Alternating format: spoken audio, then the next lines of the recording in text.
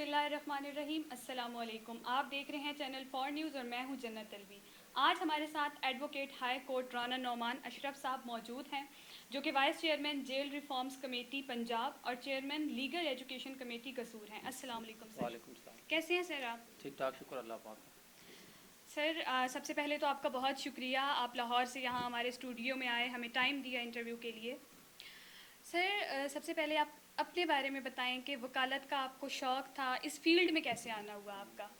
سب سے پہلے میں آپ کا اور آپ کی پوری ٹیم کا شکریہ ادا کرنا چاہتا ہوں جنہوں نے مجھے یہ اپرچونٹی فراہم کی، اور اسپیشل چینل 4 ان کی سنتے رہتے ہیں اکثر. ان کا جو کام کر رہے ہیں، جس کاز کے لیے اکٹھے ہیں، تو وہ میرے لیے باعث فخر ہے کہ انتظامیہ نے مجھے یہاں پہ انوائٹ کیا اور میں جو ہے نا منن ان کے حکم کی تعمیل کرتے ہوئے یہاں پہ پہنچ گیا.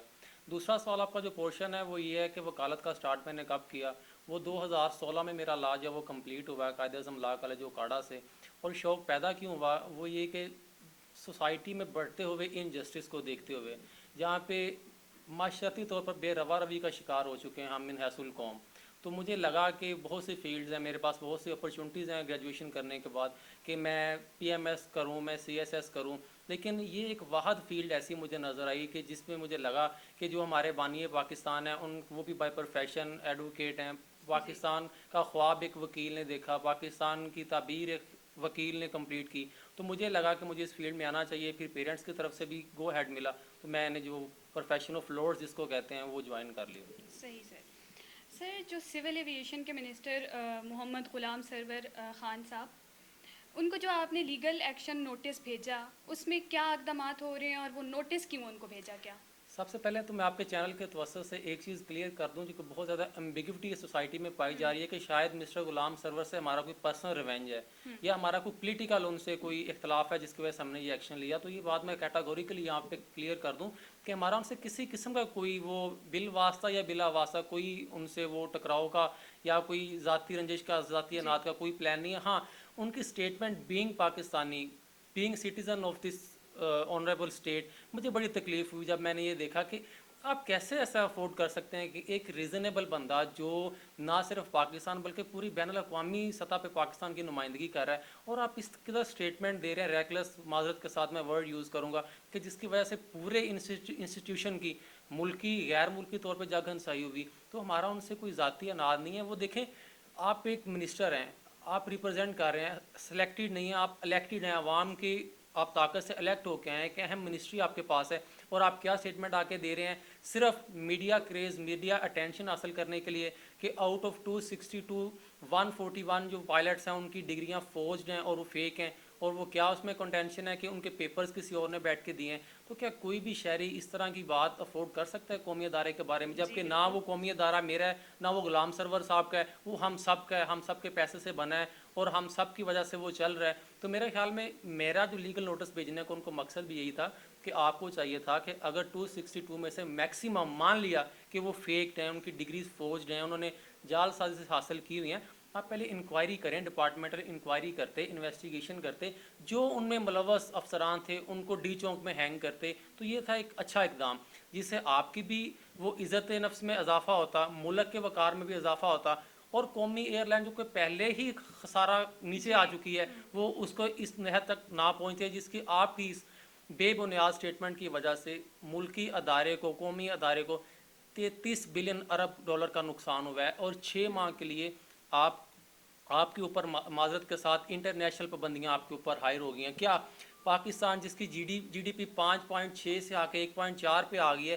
کیا وہ ملک افورڈ کر سکتا ہے ایسی چیزیں کہ آپ کا جو قومی ادارہ ہے بجائے کہ وہ منافع آپ 33 بلین ڈالر کا اس کو صرف اس مقاصد کے لیے نقصان کروا لیں کہ آپ کی میڈیا ہائپ ہو رہی ہے، آپ کی معذرت کے ساتھ نوکری پکی ہو جائے گی، اور ہمارے ملک کی اکانومی افورڈ نہیں کر سکتی. تو اچھا، اس لیگل نوٹس میں بھی ہم نے یہ نہیں کہا کہ آپ نے اس کی وجہ سے کیوں بیان دیا، کیسے دیا. ہم نے کہا چلیں فمبل ہے، مان لیا فمبل ہے، لیکن فمبل کو مجھے بندہ کرے، کوئی انٹرینڈ بندہ کرے، کوئی جو پہلی دفعہ، آپ تو ماشاءاللہ پہلے بھی کئی وزارتوں میں رہ چکے ہیں اور آپ کا تو اتنا تجربہ ہے.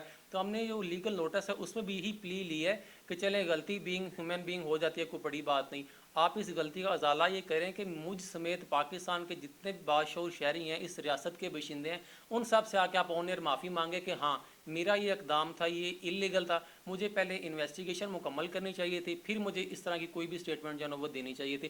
اور جب آپ نے انویسٹیگیشن مکمل کی، 262 میں سے صرف 17 لوگ جب آپ قائمہ کمیٹی میں بتا رہے ہیں کہ صرف 17 پائلٹس کے جو ہے وہ لائسنس جو ہے وہ سسپیکٹڈ ہیں، تو ان جو اصل جنہوں نے ڈگریاں لی ہوئی ہیں، سرو کر رہے ہیں ملک و قوم کی خاطر، وہ اپنی جان ہتھیلی میں رکھ کے وہ جو فلائٹس کا وہ سارا آپریشن سسٹم کرتے ہیں، ان پہ ان کی فیملیز پہ کیا بیتی ہے آپ کی اسٹیٹمنٹ کے بعد.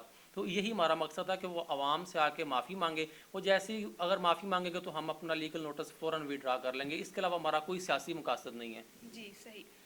اچھا سر، ہیومن رائٹ سیل کے بارے میں بتائیے گا کہ اس کا پرپس کیا ہے، وہ کیوں بنائی گئی ہے، اور کیا آپ کی ہیومن رائٹ سیل رجسٹر ہے، اس میں واقعی لوگوں کو رائٹس مل رہے ہیں ان کے؟ جی بڑا آپ نے اچھا اور ٹیکنیکل کوسچن کیا ہے کہ اصل جو پرسیپشن ہے ہیومن رائٹس کے بارے میں لوگوں کا وہ بڑا نیگیٹو جا چکا ہے سوسائٹی میں. جی بہت سارے لوگ ہیومن رائٹس چلا کے رہے نام پہ ہیں. چلاتے ہیں، لیکن وہ اپنے اسٹیک اپنے مفادات کو عزیز رکھتے ہوئے وہ کوئی ایسے کام کرتے ہیں کہ معذرت کے ساتھ ہیومن رائٹ کہنا بھی ان کی جو ہے نا وہ. لیکن جو ہماری ہیومن رائٹس ہے یہ former chief justice of Pakistan justice Iftikhar Chaudhry صاحب کی یہ قائم کردہ ایک کمیٹی ہے، جس کو ہم پورے پنجاب کے لیول پہ ہم پورے، چونکہ ان کی ایک سیاسی وابستگی بھی ہے، ایک سیاسی جماعت بھی ہے، لیکن جتنا کام ہم بینگ ہیومن بینگ کر سکتے تھے ہم نے صرف پنجاب کی حد تک اس کو رجسٹرڈ کروایا، پنجاب کی حد تک ہم اس کو لے کے چلے ہیں. اور بے تعداد اور بے شمار کیسز جو ہیں وہ ہم نے اس ہیومن رائٹس کے پلیٹ فارم سے اٹھائے ہیں، ایسے لوگوں کے کیسز. اور میں آج پھر آپ کو اپنی اس ہیومن رائٹس کے توسط سے بینگ ہیڈ آف پنجاب میں یہ آپ کو ایشور کروا رہا ہوں کہ اب اگر آپ کے پاس کوئی ایسے لوگ ہیں، ڈیزرونگ لوگ ہیں جن کے پاس کوئی پروفیشنل فی نہیں ہے، کیونکہ اگر آپ وکلا کے پاس جائیں تو وہ تو اپنی ایک مشورہ دینے کا لاکھوں روپیہ چارج کرتے ہیں. جی جیل میں ایسے ہزاراں قیدی ہیں جو گل سڑ رہے ہیں وہاں پہ، کیونکہ ان کے پاس دینے کے لیے مائنر سا جرمانہ نہیں ہے. تو جی میں آپ کے پلیٹ فارم کے توسط سے یہ بات کہنا چاہتا ہوں کہ اگر آپ کے ارد گرد آپ کے اگر جاننے میں سے یا کوئی سوسائٹی میں سے اگر کوئی ایسے لوگ ہیں جن کی کوئی لیگل آواز نہیں بڑھ رہا، آپ لوگ ہمیں کہیں، میں اپنی پوری ٹیم کے ہمراہ جو ہے نا اس کی جس حد تک ہو سکا لیگل وہ اس کی فارمیلٹیز پوری کروں گا، ان کا پورا لیگل جو ہے وہ کیس ٹیک اپ کروں گا. صحیح. سر ہمیں وکلاء کی بالادستی کا ایک ٹرینڈ چل پڑا ہے، تو یہ ایک کافی ایک عجیب سا سسٹم ہے جس کو شاید ہمارے معاشرے میں یا کہیں بھی نہیں چلنا چاہیے، کیونکہ آپ لوگ تو انصاف دلواتے ہو لوگوں کو، تو آپ لوگوں پہ حاوی کیوں ہوگے؟ اس حوالے سے ہمیں بتائیے، اس سسٹم کے بارے میں ہمیں بتائیے. اب اس کوسچن پہ یہ ہے کہ حاوی ہم کس سینس میں ہو گئے ہیں. میرا نہیں خیال کہ ہم کسی بھی سینس پہ حاوی ہیں، کہ ہمارا کام ہے صرف کورٹ کی حد تک فائٹ کرنا. ہاں حاوی ہم فائل دیکھ کے ضرور ہوتے ہیں، ہم مخالف دیکھ کے کبھی بھی حاوی نہیں ہوئے. اور اس کی ایک وجہ یہ بھی ہے کہ آپ نے ایک ورڈ یوز کیا کہ بالادستی. دیکھیے وہ ہر انسٹیٹیوشن میں ایسے ہے، آپ کے ونگز بنے ہوئے ہیں، آپ کے وہ جو آپ کی تنظیمیں بنی ہوئی ہیں، تو وہ وکلا میں بھی ایسا ہے. لیکن وکلا کا ایک واحد پروفیشن ایسا ہے کہ ڈکٹیٹرشپ ہو، جمہوریت ہو، کچھ بھی ہو، یہ پاکستان کی تاریخ میں واحد ایسا انسٹیٹیوشن ہے جس کے الیکشن ہر سال ہونے ہیں، اور یہ ایک الیکٹڈ نمائندے کی حیثیت ہے اس کو، اور اس کے الیکشن اپنے مقررہ ٹائم پہ ہوتے ہیں. پیورلی جمہوریت اگر آپ ملک میں کہہ سکتے ہیں کسی اگر ادارے میں ہے تو وہ وکلا میں ہے. ہاں ہم میں سے یہ کبھی نہیں ہوا کہ اگر کوئی ایک سال صدر بن گیا تو وہ کنٹینیو کرتا جائے گا. اگر اس کی پرفارمنس ہے تو اگلے سال ہمیں اس کو رپیٹ کرنے کا موقع ملتا ہے. ہاں وہ اگر اس کی پرفارمنس اچھی ہے تو ہی وہ رپیٹ کرے گا، ادروائز وہ رپیٹ نہیں کرے گا.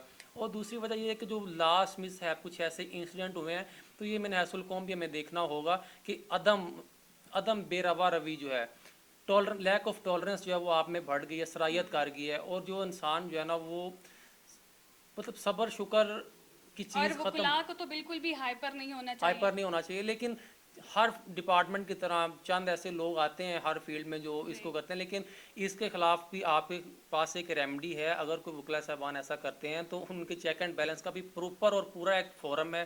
ان کی بار کونسلز ہیں، وہ کوئی بھی وکیل اگر اس طرح کی کرتا ہے، لیکن میرے خیال میں ایسا کرتا کوئی نہیں ہے. لیکن وہ میڈیا کا صرف یا میڈیا کا معذرت کے ساتھ یا سوسائٹی کا ایک رخ جو ہے وہ دکھایا جاتا ہے. اور اگر کوئی ایسا ملوث پایا جاتا ہے تو میں ہزاروں مثالیں آپ کو ایسی دینے کو تیار ہوں آن ایئر کہ جن بے عدم روا روی کی وجہ سے یا جو ایلیگیشن لگے ہیں ان کے لائسنس جو ہیں وہ تاحیات بھی منسوخ ہوئے ہیں، اور ان کے لائسنس بھی سسپینڈ ہوتے ہیں، اور ان کو کالا کوٹ پہننے کا کوئی حق حاصل نہیں ہوتا. بہت شکریہ سر، ہمیں ٹائم دینے کے لیے، ہمارے اسٹوڈیو میں آنے کے لیے. چلیں.